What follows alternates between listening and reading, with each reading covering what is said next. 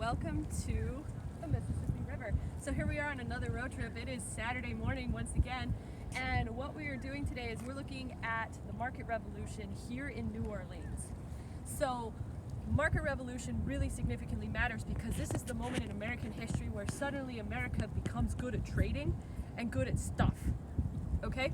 So why did I take you to New Orleans? Couple of reasons. Number one, this is where the mouth of the Mississippi River is. So most of our trade is going to start here. In fact, this was such an important area that we ended up having several battles to control New Orleans because the Spanish wanted the area, the French wanted the area. I mean, that makes sense, it's New Orleans, but also the British wanted the area. So, and Americans, of course, obviously the Americans win here.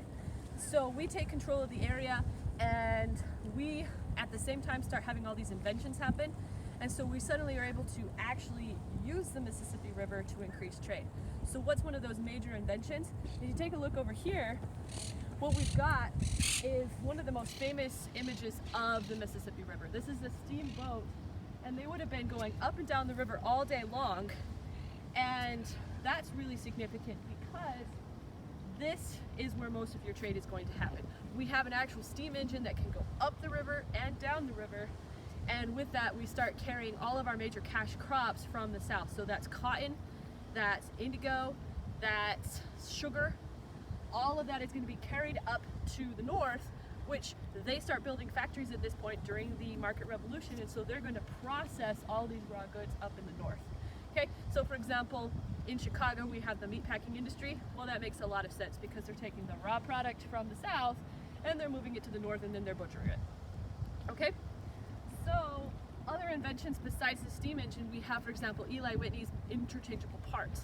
He says, here's a crazy idea. Instead of just people individually making every product, what if we just factory produced it and been like, oh, that one part doesn't work, let me just put in another part. At the same time, you have John Deere creating technology to help harvest the crops.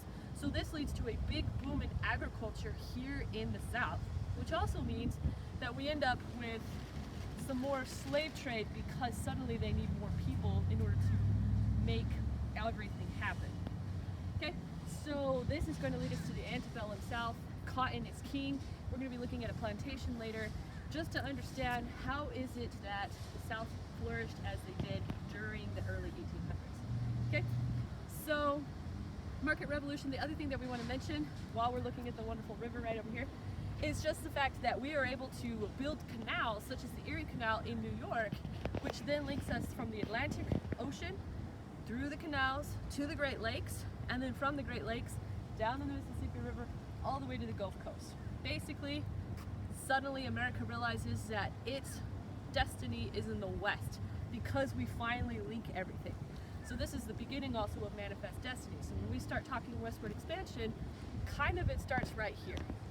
Also, the other reason why it starts right here is because behind you, what you've got is Jackson Square, which is actually where the Louisiana Purchase was essentially signed, if you will.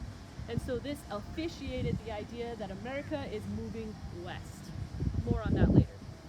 So guys, I'll take you to a couple more sites later on today. Talk to you soon.